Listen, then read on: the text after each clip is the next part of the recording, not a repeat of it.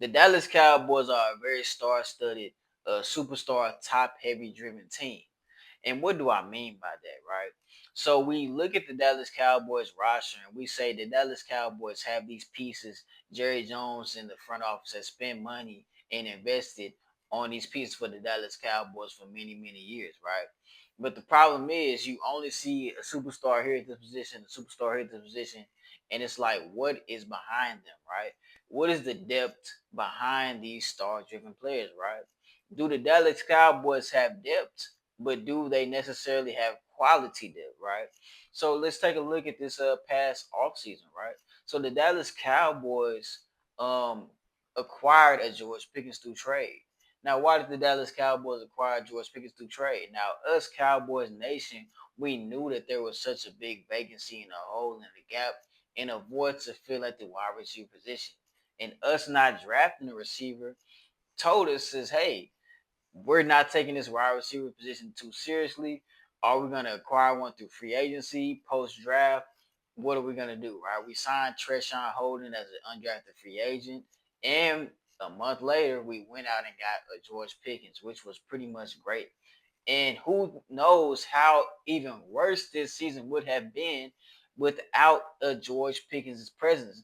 George Pickens has definitely become the lifeblood and heartbeat and soul of that offense, right? The offense was kind of pretty much flowing how George Pickens was flowing to go alongside the physicality that a Javante Williams brought, as well as a Tyler Book in that offensive line brought, right?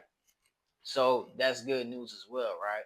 It's always good to have a 1A slash 1B kind of duo at wide receiver, right? As we see in Philadelphia, right? With Devontae Smith and also AJ Brown, right? And we also realized how bad and lack of depth that we had at defensive tackle, right?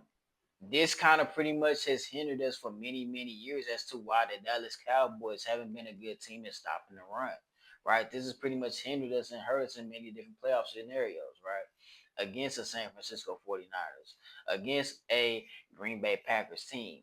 And now we finally addressed it by acquiring a Kenny Clark and also a Quentin Williams. Now, at positions like certain positions like linebacker and also cornerback, that's still up to determine, right? I think we put a lot of pressure on our drafted guys, on our rookies when we don't necessarily bring in good insurance, right? When we don't bring in quality free agents at cornerback, a lot of guys have to come back early from injuries. And also a lot of these guys that are rookies that aren't necessarily ready are put on the spot to where they're not able to properly develop. Okay. This puts a lot of your rookies and a lot of your players who aren't up to par in very bad positions. So a lot of times when the Dallas Cowboys have injuries, a lot of time when the Dallas Cowboys pretty much fall short on depth on certain positions, they get exposed, right?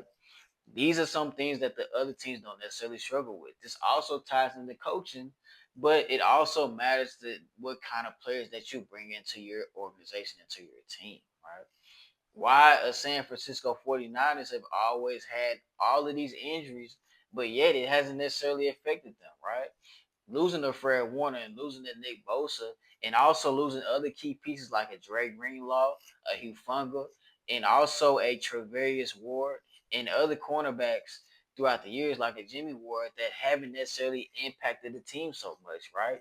We lose a DeMarcus Lawrence, we lose a Micah Parsons, a Jordan Lewis, a Nashawn Wright, and we see how bad our defense is without these guys. Now, not that the defense was great last year, but the defense necessarily wasn't historically bad last year, right? At times, the defense did show some improvement and make some progress as the season progressed, right? So it not only matters that your team is pretty much has superstar talent across the board, your team also needs quality depth pieces to go alongside with that coaching that can bring out the best of their players, right? We saw guys like a Carl Lawson, guys like a Tyrus Wheat, be our starting defensive ends at times last year while Michael Parsons and Marcus Lawrence was hurt, and we saw a Mike Zimmer bring out the best in those guys, right?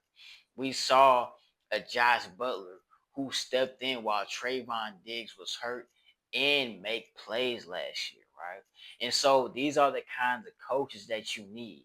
Coaches that can maximize potential, coaches that can bring out the best in players, coaches that can pretty much work with the players' strengths and weaknesses, right?